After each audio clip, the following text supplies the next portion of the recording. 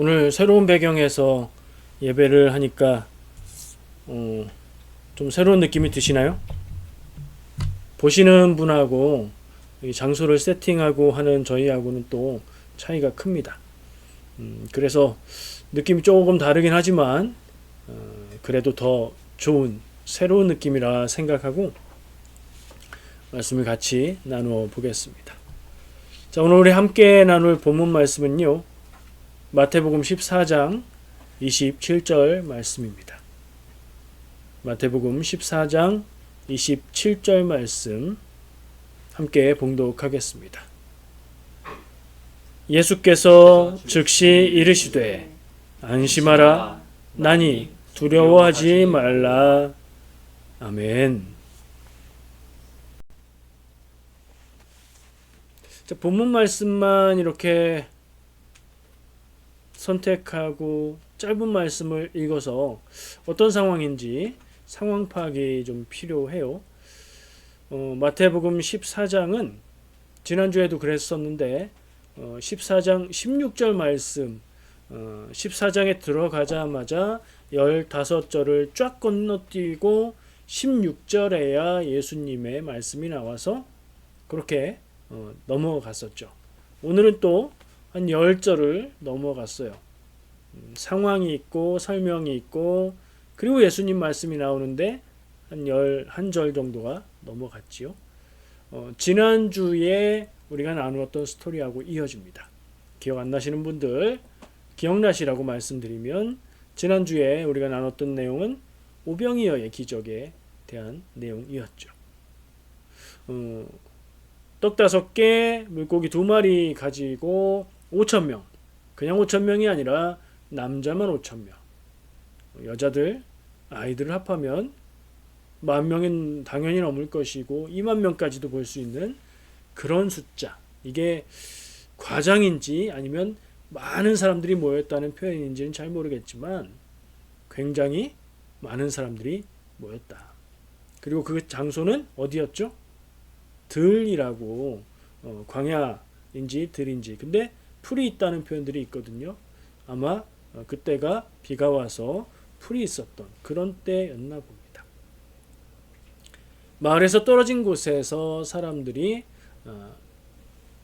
최소 아무리 작게 잡아도 5,000명, 많이 잡으면 수만 명에 이르는 사람들이 가까운 곳에서 먹을 것은 없고 저녁 때가 되고, 그래서 광야에서 작은 음식들을 가지고 예수님이 기도하시고 나눈 다음에 그 많은 사람들이 모두 다 배부르게 먹고, 부족하지 않고요, 겨우 먹은 게 아니고 모두가 다 배부르게 먹고, 그럴 뿐 아니라 먹고 남은 양이 12, 7이나 12는 성경의 유대인 문화에서는 완전수를 얘기하죠.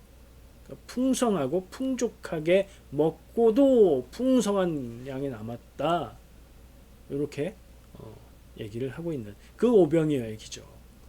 수많은 사람들이 음식을 먹고 분위기가 어땠을까요? 그냥 배고픈데 음식 먹으니까 잘 됐다, 이 정도였을까요? 왜냐하면 모든 사람들이 음식이 없을 텐데 걱정을 했을 것이고, 몇 개 안 되는 음식을 가지고 예수님이 기도하고 나누어 먹었을 때 풍성하게 나눌 수 있는 것을 같이 경험을 했을 겁니다. 이건 보통 일이 아닌 거죠. 대단한 일인 거예요.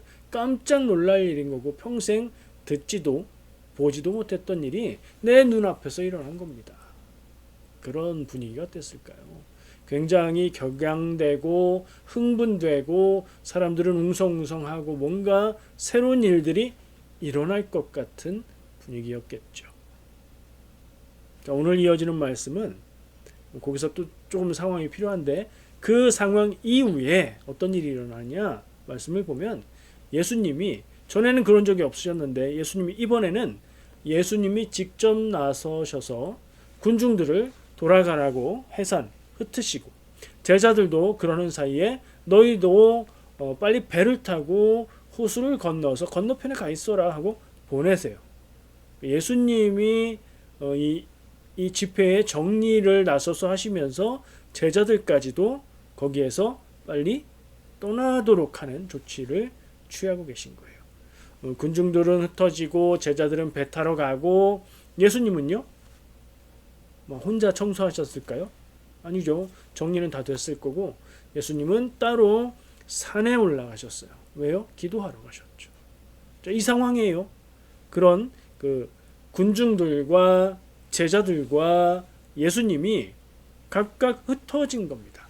그것도 우연히 어떤 일에 의해서 그런 게 아니고 예수님의 의도에 의해서 이 셋이 나누어졌어요. 분리된 거예요. 예수님의 의도가 뭐냐? 이 셋이 지금 같이 있지 않게 하려는 의도로 예수님은 급하게 그들을 흩으셨다는 생각을 할 수 있어요. 왜냐하면 이게 특이한 상황이거든요. 뭐가 특이해요? 예수님이 직접 나서서 군중들을 해산시키시고 제자들은 빨리 가라고 하시고 자기는 또 기도하러 가시는, 예수님이 이 정리를 하시는 것도 특이하고 다 보내고 자기는 기도하러 가셨다도 특이해요. 특이한 상황에는 이유가 있는 거죠. 어떤 이유일까?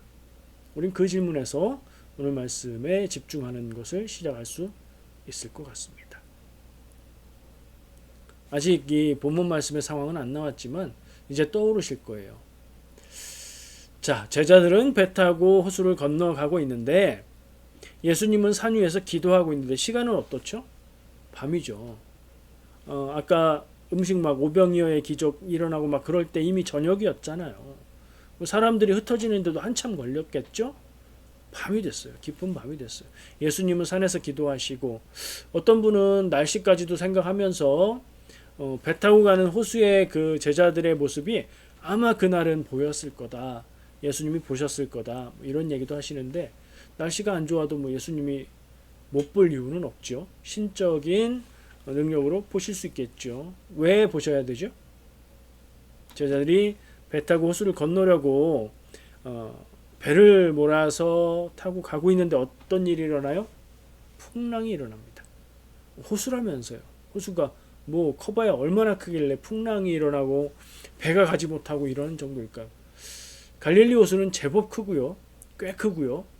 이스라엘의 땅의 나라 전체가 그리 크지 않은 것에 비해서는 제법 큰 호수고요. 그리고 지형적인 특성으로 가끔씩 그렇게 돌풍이 일어나는 그런 호수라고 해요. 자, 그런데 바람이 가려는 방향과 역풍으로, 그러니까 배가 가려고 하는데 앞에서 바람이 풍랑이 계속 치는 거예요. 그럼 어떻게 될까요? 이 시대의 배 기술로는, 이 시대의 이 제자들이 탔던 배는 동력을 가진 엔진을 갖춘 그런 배였을까요? 아니에요.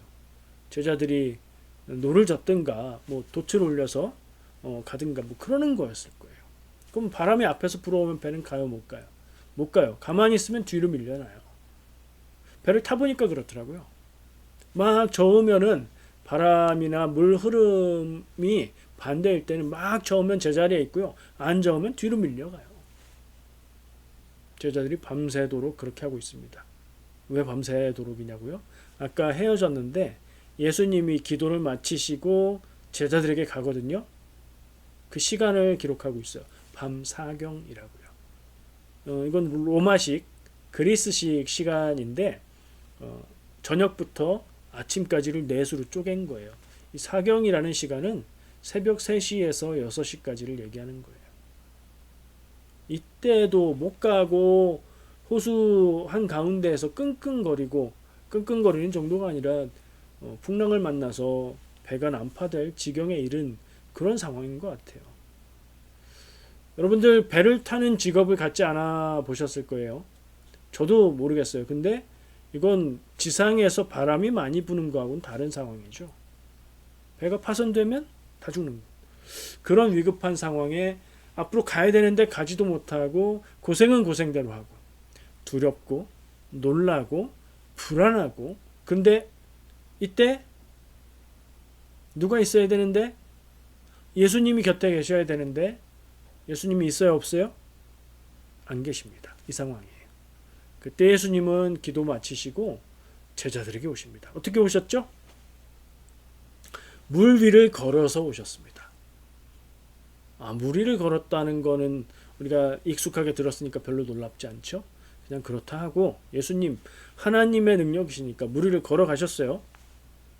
놀라운 건 걸어서 배를 따라잡았다는 게 놀랍죠. 예수님이 달리셨다는 표현 없잖아요. 걸어서 배를 따라잡았어요.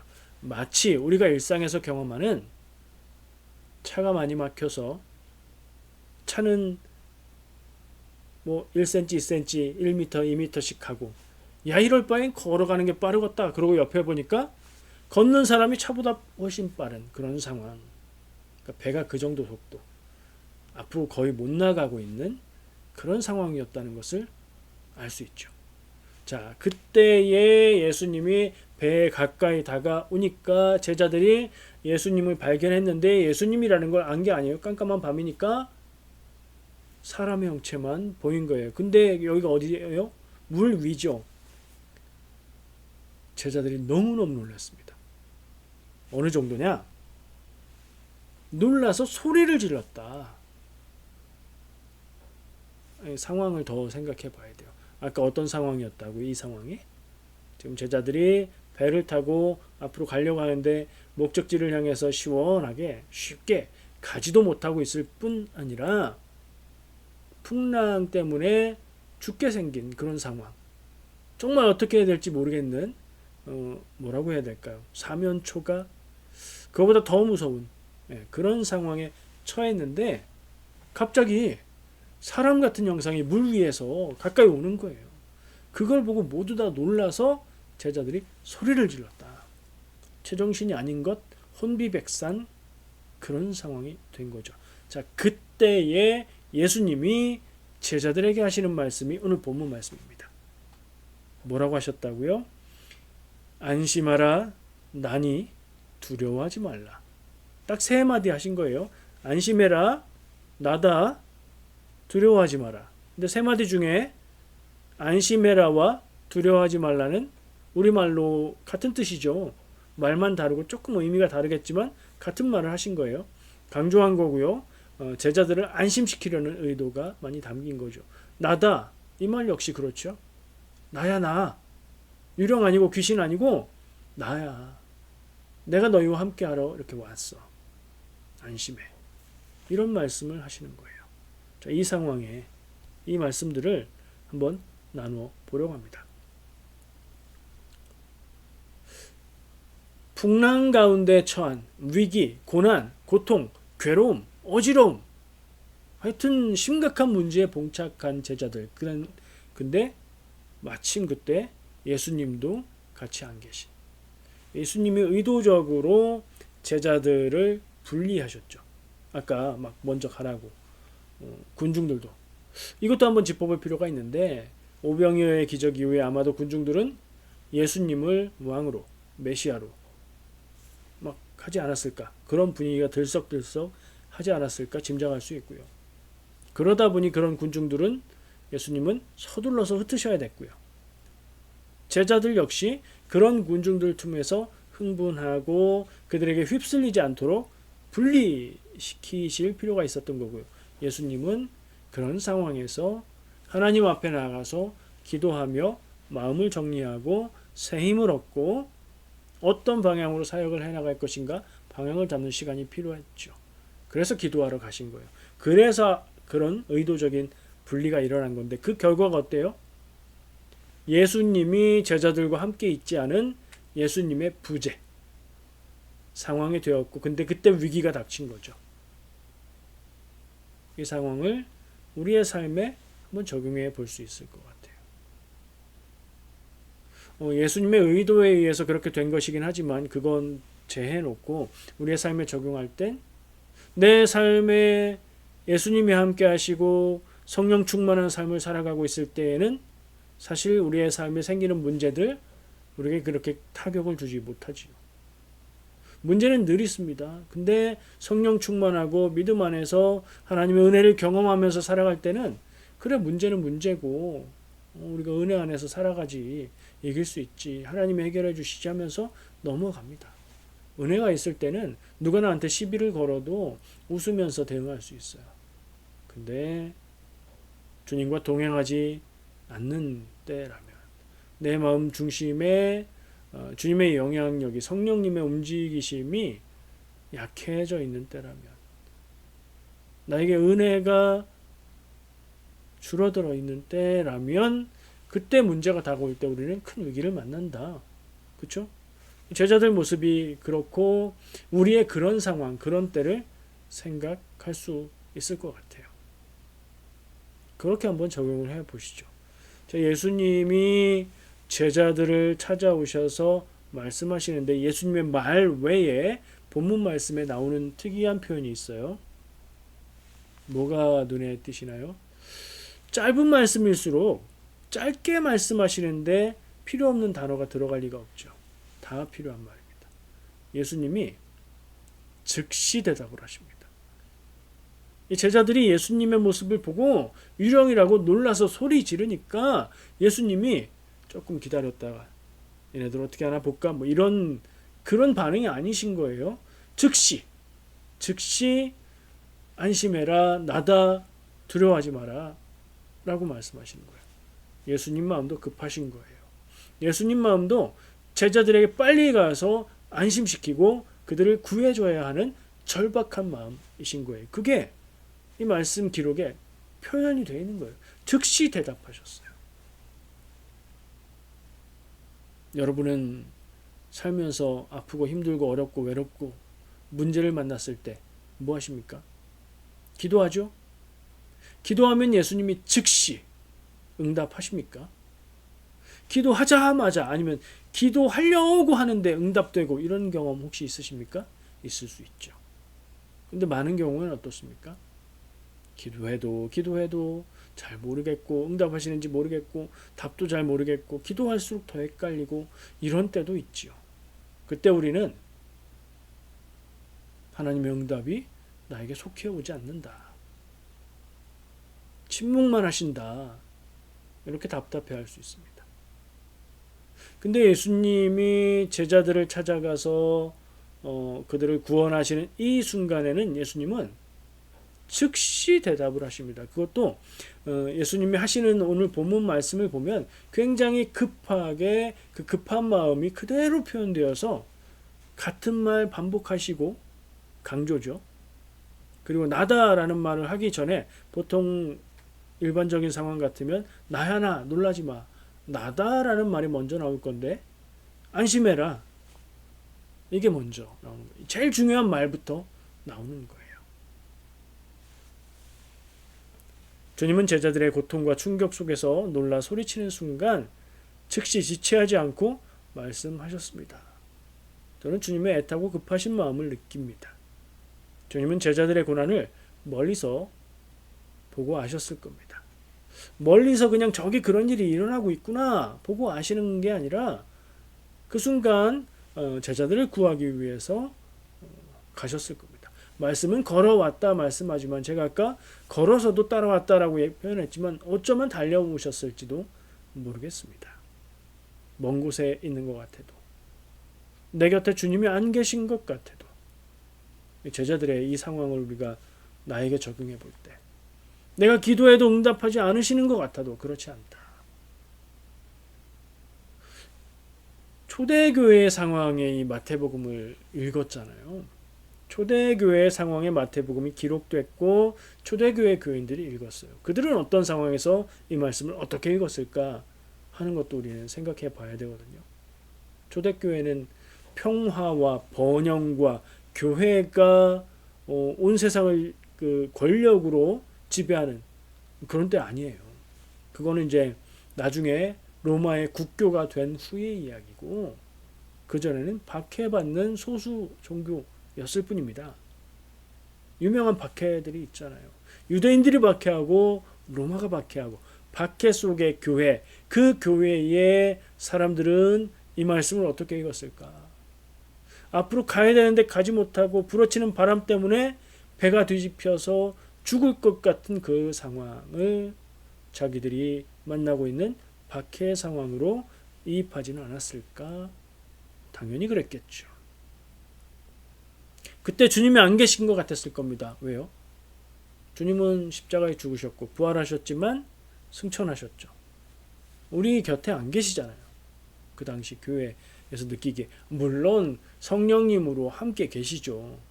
그렇지만 예수님이 육체로 눈에 보이게 계시지는 않거든요. 그런데 박해의 상황을 견디고 이겨나가야 했던 초대교회 성도들은 이 말씀을 어떻게 읽으면서 그 시간들을 견디고 이겨나갔을까? 이게 첫 번째 우리가 생각하고 묻고 대답해야 될 부분인 것 같고요. 우리의 삶에도 끊임없이 찾아오는 파도와 같은 어려움, 고난, 문제들 있다는 것을 기억하면 주님이 내 곁에 안 계신 것 같을 때 안 계실까? 아니, 계시다. 나를 바라보고 계시고 나를 주목하고 계시고 필요할 때 당장이라도 달려오셔서 숨을 헐떡이시면서 안심해. 내가 지켜줄게.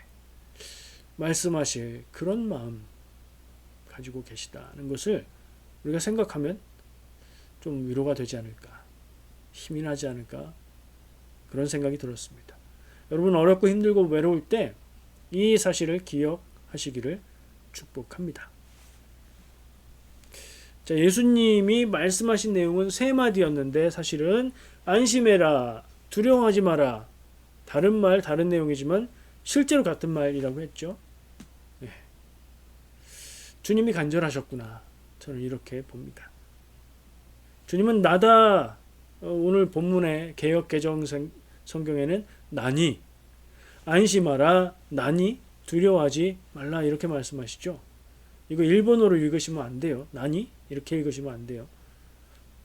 번역이 왜 이렇지 하는 생각이 들 정도로 조금 그래 이상해요. 근데 생각해 보면 옛날 성경 개역 한글 성경에 이 부분이 내니라고 번역이 되어 있어요. 내니도 다른 말이 생각나는 그런 비슷한 발음인데 그 말을 이제 개정하면서 나니로만 바꾼 거예요.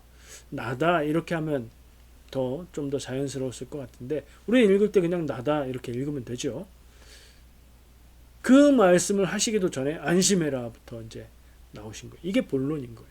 본론부터 먼저 던지는 건 굉장히 급할 때인 거죠. 안심해라, 담대하라, 용기를 내라는 뜻의 말씀이에요. 두려워하지 말라, 같은 뜻이겠죠. 주님이 제자들을 향해서 안심시키는 것을 우선으로 그렇게 말씀하시는 거예요. 주님이 함께 계시면 문제는 해결되는 줄 믿습니다. 주님이 함께 계시면 문제가 아닌 줄 믿습니다. 주님이 함께 하시면 문제가 나를 괴롭히지 못할 줄 믿습니다. 주님은 우리를 바라보고 대기하고 계시고 필요할 때는 반드시 우리의 곁에 계시는 줄 믿습니다. 임마누엘이라는 말 기억하시죠? 예수님이 내가 너와 영원히 함께 하겠다라고 말씀하시는 그 말씀이 하나님이 나와 함께 하시는 하나님이 임마누엘 하나님이잖아요. 그 뜻이 담겨있는 말씀, 그 마음이 담겨있는 부분인 것 같습니다. 자, 남아있는 부분 하나 더 나누겠습니다. 제가 아까 일본어가 아니다 말했던 부분, 나니. 우리말로는 나니, 좀 더 자연스럽게 바꾸면 나다 이렇게 말할 수 있는데요. 헬라어 원문은 두 단어로 되어 있습니다. 우리말도 두 글자긴 하지만 에고 에이미라는 말이에요. 에고 에이미. 많이 들어본 익숙한 표현이지 않나요? 뜻은 정확하게 생각 안 나지만 어디선가 들어본 것 같은 표현 아닙니까? 왜 그럴까? 이 에고 에이미는 나는 나다라는 말이에요. 나는 나다. 그렇게 얘기하니까 좀 더 익숙하죠. 나는 스스로 있는 자다. 누가 그러셨죠? 하나님이. 모세가 어떤 분이십니까? 어떤 하나님이라고 말합니까? 라고 물었을 때 출애굽기에서 I am who I am 이라고 말씀하셨던 하나님의 말씀과 그 구조와 의미가 같아요. 나다 라고 말씀하신 게 그냥 나다가 아니라 I am who I am 이라고 말씀하셨다고요. 에고에이미 이렇게 말씀하셨다고요. 무슨 뜻일까요 이게? 이거 성경 말씀 허투루 쓰지 않거든요. 하나님이 자신을 계시하시는, 그리고 우리가 여호와라고 읽는 그 하나님의 이름이 되는 그 말이에요. 굉장히 중요한 시사점이 있어요.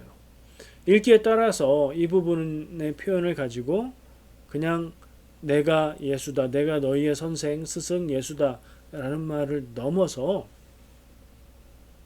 나는 나다, 나는 스스로 있는 자다라고 말씀하셨던 하나님이다, 예수가 그리스도고 하나님이시다라는 이 신약의 믿음의 고백을 담고 있다라고 해석하기도 합니다.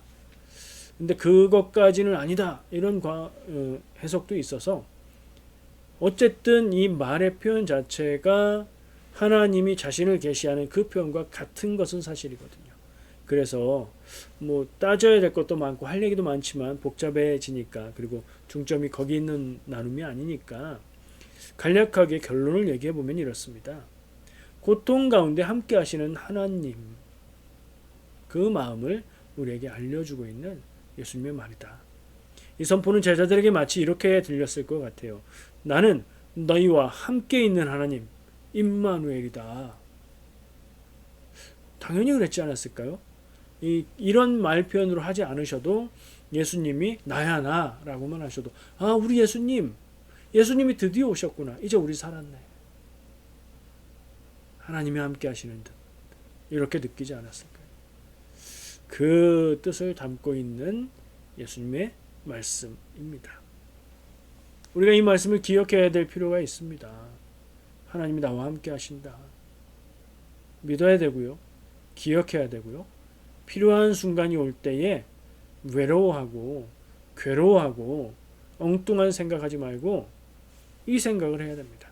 내가 힘들고 아프고 어렵고 괴롭고 문제가 있을 때에 더욱 애타게 내 곁에서 나를 지키고 바라보시는 분이 하나님이시다. 하나님이 나에게 이런 아픔과 어려움을 그대로 두시는 것은 나를 방치하는 것이 아니라 내게 필요하기 때문에 허락하신 것이다. 예수님이 제자들의 곁에 물질적으로 있지는 않으셨지만 영적으로 먼 곳에서도 제자들을 바라보고 함께 하시며 필요한 때엔 바로 찾아오셨던 그 예수님의 모습. 내가 삶 가운데 아프고 힘들고 어렵고 괴로울 때, 고난 가운데 있을 때, 내가 넘어서기 힘들고 이기기 어려운 아픔 중에 있을 때, 그때 함께 하시는 하나님, 말뿐이 아니라 이것을 느끼고 경험하시기를 축복합니다. 정리해 보겠습니다. 사랑하는 성도 여러분, 우리는 오늘 마태복음 14장 27절 말씀, 짧은 말씀, 안심하라 나니 두려워하지 말라, 이 말씀을 통해서 분명히 깨닫게 됐습니다. 우리의 삶을 흔드는 크고 작은 모든 폭풍은 주님에게서 분리되고 떨어져 있는 것에서 시작하는구나. 내가 주님과 동행하지 않을 때에 문제가 나를 강하게 흔드는구나. 살다 보면 그럴 때가 있습니다. 내 믿음이 연약해질 때, 내 믿음이 흔들릴 때에 마치 하나님이 나를 바라보며 침묵만 하고 계시는 것 같을 때, 심지어 하나님이 안 계신 것 같을 때, 묘하죠. 믿음의 삶이고 믿음을 갖고 살아가는 우리인데도 하나님 안 계신 거 아니야? 하는 생각이 들 때가 있습니다. 그러나 주님은 우리의 고난을 외면하지 않으십니다. 가장 고통스럽고 외로운 고난 가운데 있는데 아무도 모르는 것 같은 밤 사경, 새벽 3시에서 새벽 6시 잠들지 못하고 내면에 마치 폭풍처럼 괴로운 가운데 그렇게 지내야 하는 시간이 찾아올 때에 여러분 무엇을 바라보아야 하겠습니까? 폭풍만 바라보겠습니까? 우리를 지키고 인도하시고 함께 하시는 주님을 기억하고 바라보아야 합니다. 바로 그때가 나다, 내가 함께한다 라고 말씀하셨다. 안심해라, 두려워하지 마라 라고 말씀하신 주님을 기억해야 될 때인 줄 믿습니다. 물 위를 걸어서 나에게 오시는 주님을 바라볼 수 있는 믿음의 눈이 열려지시기를 축복합니다. 기도하겠습니다.